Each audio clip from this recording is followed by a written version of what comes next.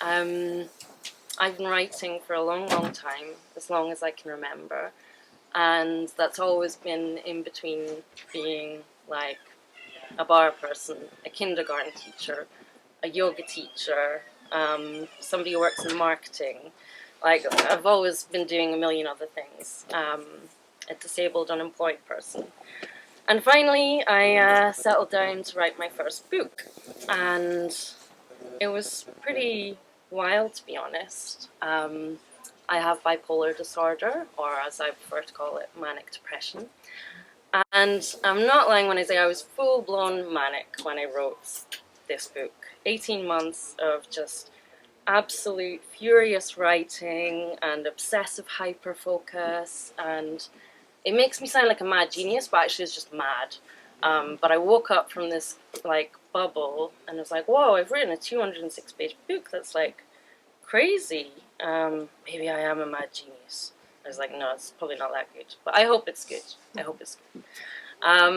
And yeah, it was a pretty wild time, and I have a lot of people to thank for their support in writing the book and just supporting me, feeding me. Thank you to my partner Bella for feeding me, forcing me to sleep, reading early drafts, and special thanks to Kazim, my editor, for just unwavering support and warmth, and for believing in this work as much as I do. And thank you to many friends, some of whom are here tonight and some of whom are back in the Shetland Islands. I'm going to read a little bit from the introduction to the book to give you some context of what the book's about, and then I'm going to read a bedtime story to you about Marjorie Cameron, who is one of my favourite women occultists, although I'm not really allowed to have favourites, I guess, so pretend I didn't say that. But she's really great, so I'm going to read you that chapter. And then, we'll have some time for questions, and then we'll head upstairs and sign some books for you, and hopefully you'll want to buy a copy. So I'll get started, reading a bit from the introduction.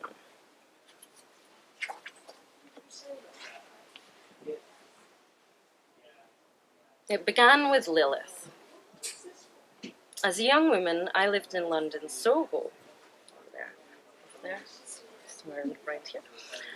Above a pub I worked in called the Glasshouse Doors, a refuge for old-timers who abhorred and detested the neighbourhood's rapidly encroaching gentrification. My shared bedsit, riddled with cockroaches and mice, for an origin story would not be complete without rodents, overlooked a dank courtyard frequented by sex workers and muggers and lost drunks bound for mishap. During the day, it was just another smoking area for our punters, but at night the conviviality leached down the drains, and this dark hovel, a shopping quarter in the present day, which I just walked past and it made me feel a bit sick, became something altogether more dangerous. Bad things happened below my creaky bedroom window. I feared for the sex workers' safety. I feared for the safety of all women. And so, to cut a very long story short, I became Lilith. That is to say, I began very suddenly to embody her archetype. Some might call it possession. Only initially, I knew nothing about Lilith, or spirit possession. It was kind of like I became possessed and Googled what was wrong with me, and it turned out I was possessed. The internet intimated that the spirit living through my body was Lilith. I prayed for those sex workers. Indeed, I dedicated a public ritual to igniting their protection, performed at St. Gabriel's Hall in Pimlico that winter under the auspices of a theatrical show. Lilith was like gasoline to my inner fire and rage and fear. I looked in the mirror and didn't recognize this bold new face slyly jeering at me. This was terrifying, of course. Thrilling, naturally. The whole thing didn't last long. It was more of an acute than chronic possession situation. But something had shifted and my fingertips buzzed and hummed, and I was ready to scramble around. And so I began my career in the occult. Don't all of our stories in the occult begin with a haphazard possession? First stop, Watkins Books. Second stop, Treadwell's. Third stop, Atlantis Bookshop. I marched up and down Charing Cross Road every day on missions to fill my head with books, marvellous books, spooky books. And alas, not only were they mostly about men, they were written by men too. I studied Aleister Crowley, Kenneth Grant, Peter Carroll, Gary Lachman. It was only years later and hundreds of books in that I noticed the dominance of these men in a world where folks who were not men existed too. I learned names like Doreen Valiente, Annie Besant, Marie Laveau. This book aims to fill a gap in occult literature. Consider it a compendium of sorts. Above all, I have attempted to channel the spirits of women whose voices have been silenced or ignored, their stories left untold or forgotten. This body of research has been a gift to me, and I hope the reading of it will be gift-like to you. It is by no means definitive, but hopefully it is a start. You will find that the book is divided into two sections, portraits and practices. Section 1 features biographies of the 17 women. And as I've said, these portraits are by no means definitive, but I hope they give you a flavour to work with and ideas to chew on. Section 2 consists of 17 rituals I've channeled directly from the spirits of each woman. I've considered writing about my methods, but in the manner of my elementary training in trolldom, I concluded that some things are best kept secret. Perhaps if I meet you one rainy night in Soho, drinking tonic water at the Glasshouse Doors bar, I'll whisper some in your ear. And now for the bedtime story.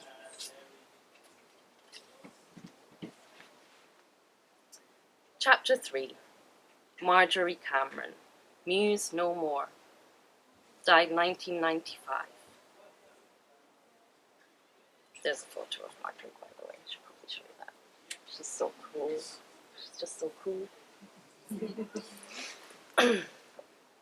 In the mid-1950s, the American artist and occultist Marjorie Cameron Parsons Kimmel met experimental filmmaker Kenneth Anger. One of the United States' first openly gay filmmakers, Anger's work melds hallucinogenic psychodrama with occult themes drawn largely from his experiences and beliefs as a follower of Thelema, the religious movement Aleister Crowley founded in 1904. Anger was the perfect collaborator for Cameron, whose paintings and drawings incorporated her own relationship with Thelema, unconscious dream states, and autobiography. At this first meeting, Cameron declared, "I am the Scarlet Woman," referencing the title Crowley gave to his magical partners. Anger replied, "I've been waiting to meet you for 1,000 years. Declaring herself the sole bearer of this grand mantle might seem to be an act of egotism on Cameron's part, but tracing the story of her life, we discover that there is even more complexity to her claim than might first appear. Cameron would go on to replace iconic French writer Anais Nin as the Scarlet Woman in Anger's 38-minute masterpiece of ritual film, Inauguration of the Pleasure Dome. Inspired by the aesthetic innovation of avant-garde luminaries such as Maya Deren, who I also write about in the book, Anger's film elevates Cameron to the status of a cult goddess. Indeed, in many of Crowley's writings, the Scarlet Woman appears as an earthly avatar of the Thelemic goddess Babalon, a deity inspired by the following incredible passage in the Bible's Book of Revelation. Women sit upon a scarlet-coloured beast, full of names of blasphemy, having 7 heads and 10 horns.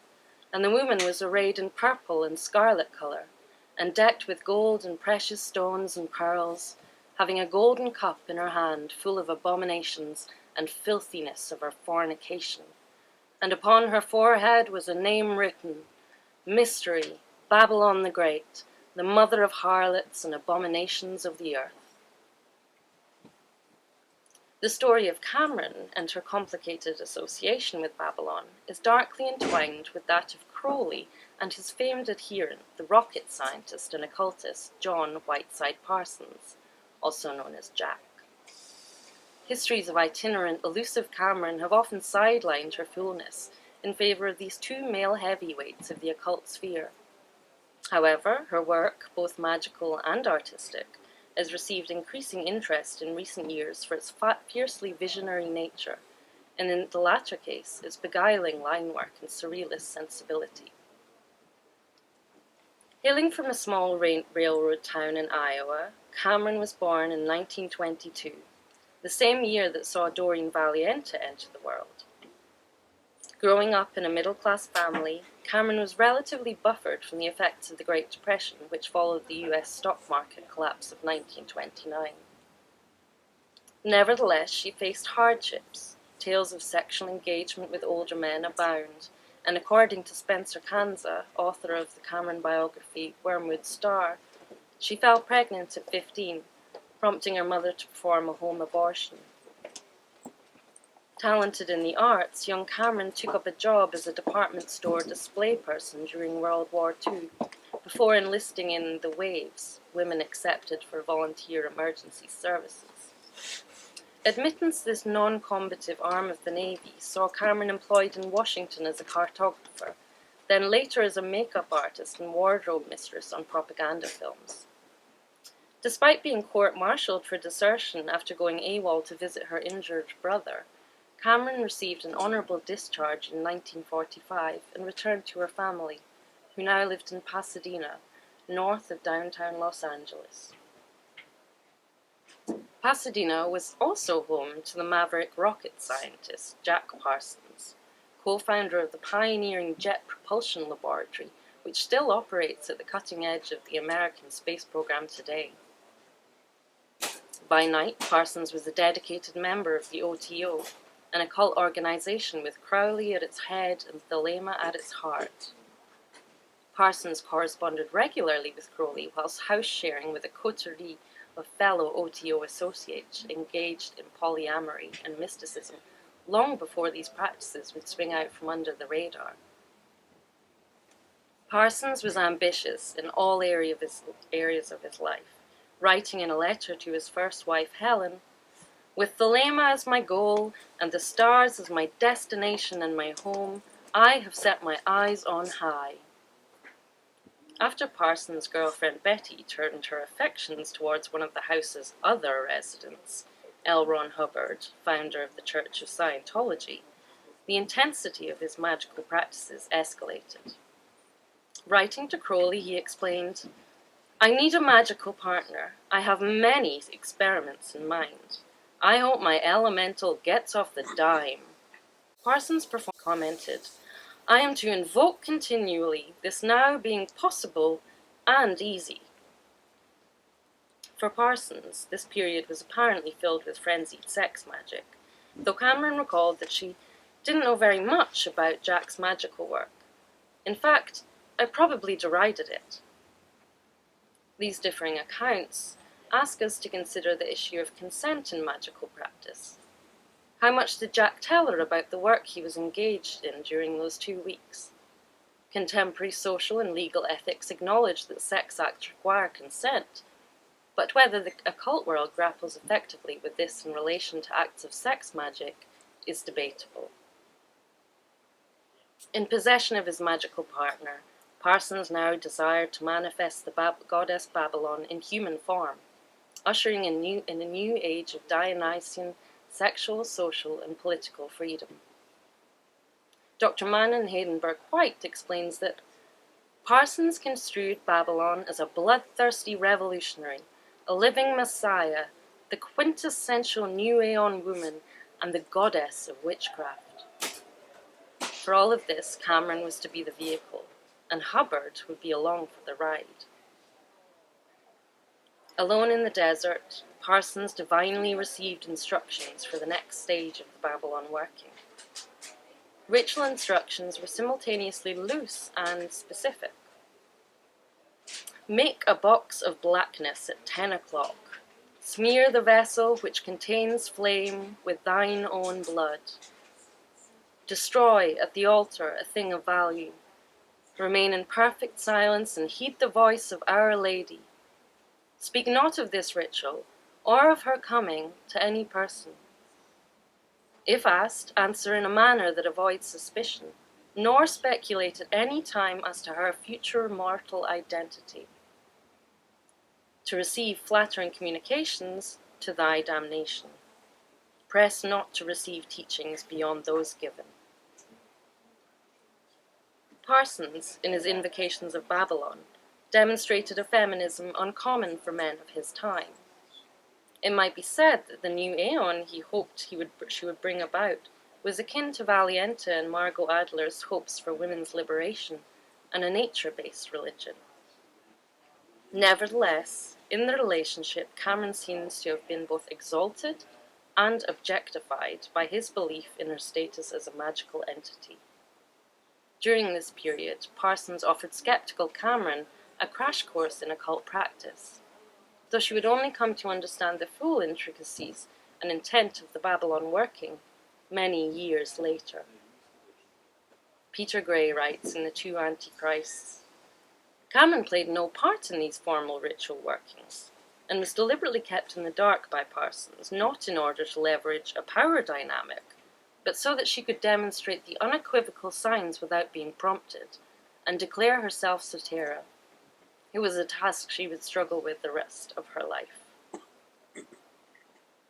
After their marriage in 1946, Cameron travelled alone throughout Mexico and Europe, settling for a time in Mexico where she met the surrealist artist Leonora Carrington and indulged her bisexuality with various lovers. When Parsons' rocketry career was cut short due to FBI investigations into his occult activities, the couple planned to travel together to Mexico.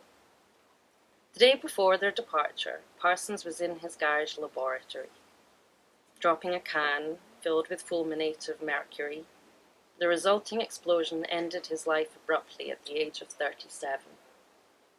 His mother, upon hearing the news, took a Nembutal overdose, dying just a handful of hours after her son. The press gorged on this morbid tragedy, bursting with rocket science and black magic. Cameron fled to the Californian desert, where she lived alone in an abandoned canyon without electricity or running water, turning inwards upon herself and attempting to contact Parsons' spirit. For the rest of her life she would grapple with the question of whether or not she was human, an avatar of Babalon, or Babalon herself. Her mental health understandably oscillated. Though her interest in the occult had waxed and waned during her time with Parsons, she committed herself fully now, coming to comprehend the Babalon working via Parsons' remaining papers. With the 1960s around the corner, the decade of sexual revolution, women's increased freedom, and ecological consciousness, we might wonder whether the Babalon working had, in fact, been successful. Cameron eventually returned to society. Along with a brief second marriage to a veteran struggling with PTSD, she gave birth to a daughter, the father unknown. Cameron parented Crystal with a loose leash, continuing to travel restlessly while also experimenting heavily with drugs. Her drawing Peyote Vision, created during a psychedelic trip, featured in a show at Ferris Gallery in 1957. Depicting a serpent-tongued woman having sex with an alien being, the work led to the exhibition being shut down by the LA Vice Squad. The gallerist was arrested, whilst Cameron was charged with obscenity. According to Scott Hobbs, the director of the Cameron Parsons Foundation, she vowed never to show her work again. Coupled with this, Cameron ritualistically burned many of her artworks, as if to separate herself from the spiritual emissions contained within them. This included nearly all of the paintings featured in The Wormwood Star, Curtis Harrington's 1956 10-minute film portrait of Cameron. Despite working outside of the gallery system, Cameron's work was as prolific as her varied social life on the underground art scene, and seems to have drawn from a deep well of personal mythos, self-exploration, and cosmic reckoning. In her later years, Cameron devoted a great deal of time to her grandchildren and the practice of Tai Chi. She painted, smoked pot, and offered friendship to younger occultists such as William Breeze, the OTO's current international leader. She died of cancer aged 73, with a photograph of Parsons by her hospital bedside. The OTO's soror Helena administered the thalamic last rites. It has taken many years for Cameron's art to receive recognition, and much is owed to the Cameron Parsons Foundation for highlighting our work and introducing it to a wider audience, both together with and independent of Parsons' over writings. Cameron's surviving paintings and drawings can be viewed as documents of her magical workings and preoccupations. Movement and velocity thread throughout them, reflecting her itinerant, restless lifestyle and the transformations birthed within her as a result of both her occult practices and repeated changes in environment. The majority of Cameron's work is figurative. There are elements of portraiture at play, but she also brings to life chimerical entities through scrawling lines lashed out like exorcisms. Perhaps they were exorcisms. Engagement with male sexuality is evident too. In a drawing which illustrates Parsons' poem Punch, we see a male figure with an erect phallus, framing a woman as she falls through space. Works such as these suggest that, contrary to Gray's thesis, Cameron was highly aware of power dynamics at play in her relationship with Parsons. In fact, it seems like something she is not only working through, but also seeking to subvert by asserting her agency in she draws, often with flame-like shapes exuding from their genitalia. Posthumously, Cameron's identity as more than a muse has come to the fore. Almost a decade after Cameron's death, a surge of attention was directed towards her life and work. Favour Press released Songs for the Witch Women in 2014, a facsimile edition of Parsons' evocative, obsessive poetry, and Cameron's inky, formidable art. Robert Garova, writing in the LA Review of Books, notes that the work reads like a call and response between two lovers. In many ways, it is. The final part of the book reveals Cameron's activities in the aftermath of Parsons' death. Diary entries document a magical working in the desert, which sees her attempting to contact her holy guardian angel, as described by Crowley in his book Magic Without Tears. Given Cameron's deep state of grief, it is unsurprising that she should want to conjure a guiding force which might assist her in conducting life beyond Parsons. Yet at times it remains unclear in this diary whether she is calling to her guardian angel or, in fact, to her lost husband. O ruthless lover, I have forgotten thy name is love, and I know you not as thou promised. And I shall come again with the food for thy indifferent gut, and thou shalt leave me only thy derisive laughing, and even this is thy fearful blessing. How confusing to be in the very human state of mourning, whilst also grappling with uncertainty as to whether or not one is even human at all. Though through carrying on Parsons' magical work, we can only assume that Cameron was able to hold tightly to the memory or spirit of the man she loved. Yet the chaotic, fractured way in which her life unfolded, Kansas suggests she may have been institutionalized at least once, reveals just how vulnerable she was following Parsons' death, and her somewhat problematic involvement in his magical workings. Rather than considering whether the story of her life reflects madness or magic, we might notice how thin the veil dividing the two is. Thank you.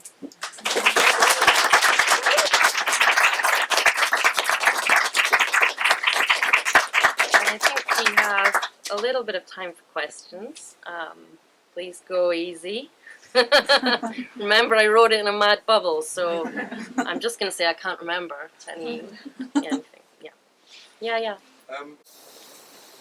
What attracted me was the cover art and the title, Muses No More. Yeah. And then, so I wanted to know what inspired that title. Because as an artist, I love, the history of muses, and I also understand the connotation of muses being the feminine as well. So yeah, I wanted to know like what inspired that for you. I think I'm trying to remember. How did I come upon the title? I think it really did just come to me in terms of so many of the women in this book were thought of as the muses of male magicians. So it really is, the title really is as straightforward as saying, actually these women were much more than muses. So Marjorie Cameron, that I've just been reading about, was much more than a muse to her husband, or even to Crowley.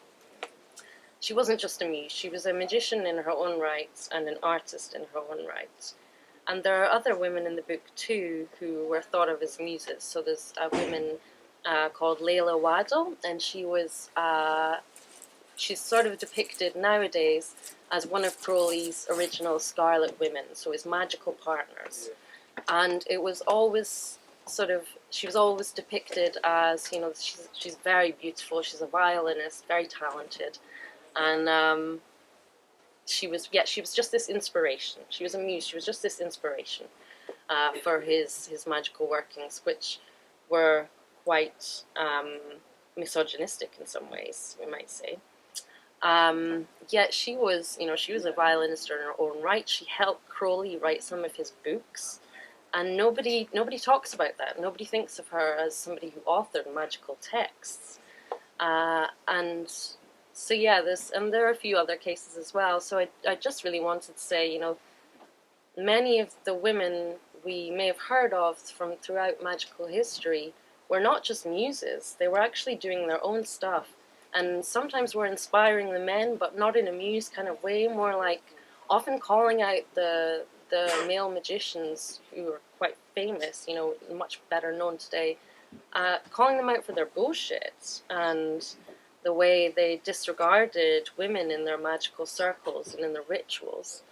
So yeah, I really just want to say there's so much more to these women than just being muses. It's like tapping into the mind of the muse as opposed to just looking at objectively as a source of inspiration. Exactly. So there's so much more going on than just being this glowing, ball of inspiration. And talking about the cover art, the artist who did the cover art, but also the illustrations throughout the book, an artist called Luciana Lupe Vasconcelos. And yeah, I saw this cover and I was like, wow, that's it's great. It's really cool. Yeah. So check out her work. She's on Instagram as Luciferovs, so like Luciferovs. Luciferovs. Yeah. Thank you. I am, yes. Ùna of the Peat Bog. Ùna of the Peat Bog. Okay. Anyone else? Yeah. I was thinking, coming off the back of that, about, I can't think of a better phrasing than who made the cut or the selection process, but also maybe a secondary question around how your relationships maybe evolve through the process of doing the work with some of these women. Sure. So I always had the number 17 in mind. I wanted to write about 17 women. And I had a kind of long list. And so I began by doing sort of, some of the women I really didn't know much about at all. Some of the women people had sort of, I told them about the text I was working on. They'd been like, hey, are you looking at this person? And I'd be like, oh, I don't even know who that person is. So I started off the research process very broadly, looking at quite a lot of different women. And then I narrowed it down just through who called to me to begin with, whose stories got me excited. And then I had my list of a sort of short list of women. And then I started working really intensively, researching them and attempting to contact their spirits. And to be honest, that that went several different directions. So a lot of people, maybe won't like me saying this. Some people, but Dion Fortune, for example, she's often thought of as one of the 20th century's greatest occultists. She was also, I believe, well, it's a fact, a horrific racist, and quite homophobic too. And so I was like, that's okay. Some of these women are problematic, and I want to work with them and figure out how that feels, how I can write about these women without it just being straightforward, non-problematic stories, because these women are complex. But through working with Dion Fortune very intensely, I got really sick, really sick, and spent a lot of time in bed, and I felt kind of poisoned.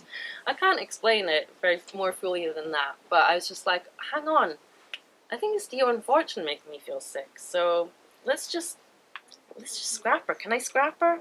Should I write about her, about how she makes me feel sick? And I was like, nobody wants to read that.